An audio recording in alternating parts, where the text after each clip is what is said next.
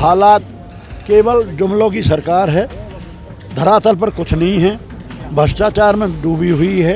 कहते हैं अगर इंसान शिक्षा नहीं है तो उसके बगैर उसका जीवन अधूरा है, लेकिन आज आपके सामने 50,000 केवल मास्टरों के पद खाली पड़े हैं जनाब। ये तो मूलभूत सुविधाएं सबसे पहले सड़कें हैं। सड़कें का हाल आज देख लें प्रतला क्षेत्र का, 4.5 लाख पद हैं जिसमें से 45% आज खाली पड़े हैं 10 साल सरकार रहने के बावजूद। हम जात पात की राजनीति करते नहीं, हम तो 36 बरादरी करते हैं। 36 बरादरी का समर्थन मिल रहा है। कुछ दिन पहले सैन समाज 104 गांवों के सैन समाज के सरदारों ने इकट्ठा होकर मुझे समर्थन देने का काम किया है। 2009 में अस्तित्व में आई ये विधानसभा, मेरे साथ में तेवतिया जी हैं, पहली बार 2009 में चुनाव जीता और अब फिर से इस सीट पर सबसे ज़्यादा चर्चित चेहरा बने हुए हैं। कांग्रेस पार्टी के चुनाव चिन्ह पे इलेक्शन लड़ रहे हैं। तेवतिया जी से सीधा बात करेंगे। तेवतिया जी, किन मुद्दे पर आप यहाँ पर चुनाव लड़ रहे हैं? क्योंकि पहली बार जब यहाँ पर चुनाव हुए तो आप जीते थे और जनता उस काम को अभी तक याद कर रही है। आज भी हम सबसे ज़्यादा तो रोजगार पे लड़ रहे हैं। हमारा जो फोकस है वो रोजगार पे रहेगा।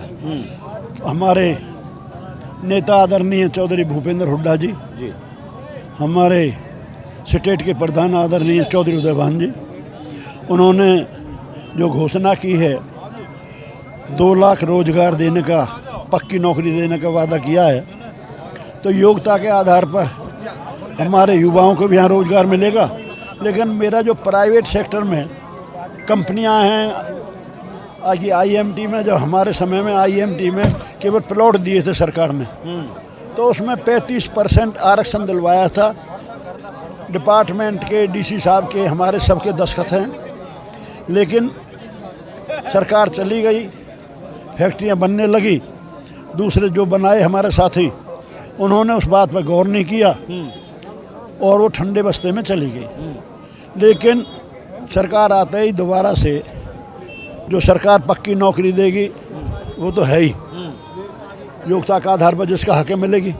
लेकिन फोकस करेंगे जो प्राइवेट फैक्ट्रियां हैं, IMT में तो हैं ही हैं, आगे पृथले के आसपास, बघौला के आसपास, दूधौला के आसपास जितनी कंपनी हैं, उनसे बात करके वो केवल ये कहते हैं कि लोकल बच्चों को नहीं लेते, बाहर के लेते हैं। हम जिम्मेदार लोगों की एक टीम बनाकर कंपनी वालों से बात करेंगे, भाई आपको क्या परेशानी है, जब एजुकेशन है, सारी चीज़ है। वो कहते हैं जी ये काम नहीं करते, कोई ना कोई बहाना लगाते हैं। तो उनको हम मीटिंग करके लड़कों से उनकी जिम्मेदारी लेंगे, आगे ना कोई ये गलत काम करेंगे, ना कोई मारपीट करेंगे, ना ये दूसरा काम करेंगे, अपना काम करेंगे। अच्छा तेवतिया जी, पिछले वीडियो में आपने कहा था कि 10 साल जब आप यहाँ पे नहीं थे, दूसरे विधायक यहाँ पे थे, 10 साल आपका ये विधानसभा जो है पीछे चला गया। क्या कमियां रह गई वहाँ पे 10 साल में? क्योंकि जो विधायक थे मौजूदा, उन्होंने काम नहीं कराया, क्या मसला रहा? ये तो मूलभूत सुविधाएं सबसे पहले सड़कें हैं। सड़कें का हाल आज देख लें प्रतला क्षेत्र का। 10 साल पहले हमने पूरा कोई भी ऐसी सड़क नहीं छोड़ी थी। बड़ी बड़ी सड़क, चाहे वो बल्लभगढ़ से बाया महोना, बाया छैंसा महोना हो, चाहे पलवल से बाया महोना छैंसा हो, चाहे बल्लभगढ़ से बाया नरियाला महोना हो, चाहे आपके बल्लभगढ़ से बाया दीग फतेहपुर इधर से हो। कितनी ऐसी सड़कें थी जो हमने बनाने का काम किया। और जो बड़ी बड़ी सड़कें थी आलापुर से और हमारे दूधौला भुरजे तक, पृथला से शहराले तक, हमारे सीकरी से नंगला जोगियान, भनकपुर सिकरौना, हमारे फिरोजपुर कला, जक्खोपुर बीजोपुर, वहाँ तक आज आप हालात देखें कैसे। जहाँ 5 मिनट में जा सकते हैं वहाँ 1 घंटे में पहुँचते हैं। सुबह बच्चे जब स्कूलों के लिए जाते हैं तो वहाँ वो परेशानी होती है, बच्चों को स्कूल से भी लेट हो जाते हैं। इसी तरह जो भी कर्मचारी अपनी ड्यूटी पे जाता है वो भी लेट हो जाते हैं। इतनी परेशानी है और बरसात के मौसम में तो निकलना दुर्भर है। तो सड़कों सबसे पहले बिजली, पानी, सड़क, स्वास्थ्य, मूलभूत सुविधाएं। अब ये बताइए 4.5 लाख पद हैं, जिसमें से 45% आज खाली पड़े हैं 10 साल सरकार रहने के बावजूद।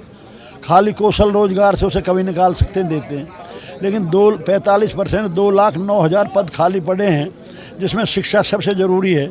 कहते हैं अगर इंसान शिक्षा नहीं है तो उसके बगैर उसका जीवन अधूरा है, लेकिन आज आपके सामने 50,000 केवल मास्टरों के पद खाली पड़े हैं जनाब। अस्पताल में जाओ, डॉक्टर के भाई, हॉस्पिटल में जाओ तो आपको डॉक्टरों के पद खाली पड़े हैं। हालात केवल जुमलों की सरकार है, धरातल पर कुछ नहीं है, भ्रष्टाचार में डूबी हुई है। हमारे खुद देश के प्रधानमंत्री जी कह सके हैं, मुख्यमंत्री जी कितनी बार कह चुके हैं, लेकिन बल्लभगढ़ से मेट्रो पलवल की तरफ एक पिलर आगे नहीं बढ़ी है 10 साल में। एक आखिरी सवाल करना चाहूँगा। हालांकि कई सर्वे जो है आपको इस विधानसभा पे सबसे ऊपर दिखा रहे हैं, लेकिन गठबंधन करके बाकी पार्टियों ने जो एक जातीय समीकरण बैठाने की कोशिश करी है, क्या वो जातीय समीकरण उनके काम आएगा?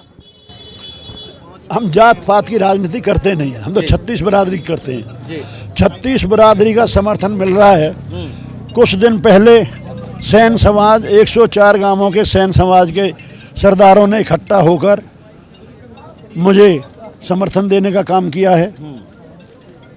2 दिन पहले आपके दूधोला में वैष्णव जोगी इस समाज ने इकट्ठा होकर समर्थन देने का काम किया है।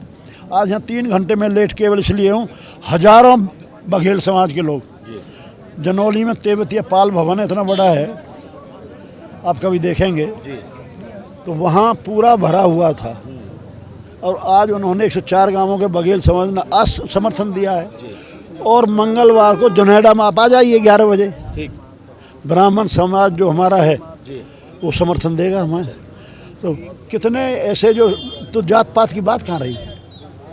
सही बात। सभी जाति के लोग हमें तो खुद समर्थन दे रहे हैं। 12 के में 36 बिरादरी के लोग थे। हमारी बहन नीतू मान ने फार्म भरा था, कोई भर सकता है, देखो सबका हक है पार्टी में। लेकिन उसके बाद जब टिकट तो मुझे मिली तो मैंने नहीं कहा उनसे, उन्होंने नामांकन किया हुआ था, तो 12 की सरदारी ने और उनके साथ फतेहपुर भी, जाजरू वगैरह भी 15 गांवों के लोगों ने जुड़ के खुद मुझे तो बुलाया। पहले उनसे कह दी भाई आप बहन जी अपना वापस खींचो, और जो काम करने वाला है वो देख लिए 2, उसके बाद बना के तुलना कर लिया आज। अच्छा रघुवीर जी, आपकी बात काट के कहता हूँ कि हालांकि आप बहुत तगड़े लेवल पे प्रचार भी कर रहे हैं, लोग पसंद भी कर रहे हैं, लेकिन यहाँ से कुछ दूरी पर एक गांव है मोहाना, वहाँ पे किसान 345 दिन से धरने पर बैठे हुए हैं किसी एक रोड के नीचे उतराव को लेकर। अगर आप जीतते हैं, MLA आप बनते हैं, उनके लिए क्या करेंगे? मुख्यमंत्री द्वारा पूरी कार्रवाई करवाई जाएगी। हाँ, क्योंकि हम तो उसको समर्थन दे, कांग्रेस ने पहले भी समर्थन दिया, आज भी समर्थन में। चलिए, बहुत बहुत धन्यवाद। तो तेवतिया साहब तो हमारे साथ में बहुत हाईलाइट चेहरा है इस वक्त इस विधानसभा पर, और वो साफ तौर पर ये कह रहे थे कि जिस तरह से यहाँ पर विधानसभा में पिछले 10 साल में काम नहीं हुआ है, वो काम तेवतिया साहब आने के बाद में करेंगे। किसानों की हमने बात पूछी, उन्होंने कहा कि मुख्यमंत्री से सीधे बातचीत की जाएगी, किसानों की समस्याओं को दूर करा जाएगा। मूलभूत सुविधाएं जो पिछले 10 साल में कहीं दब कर रह गई हैं, तेवतिया साहब ने उन्हीं की बात की और साफ तौर पर कहा कि जनता उनको 36 बिरादरी की जनता उनको सपोर्ट कर रही है।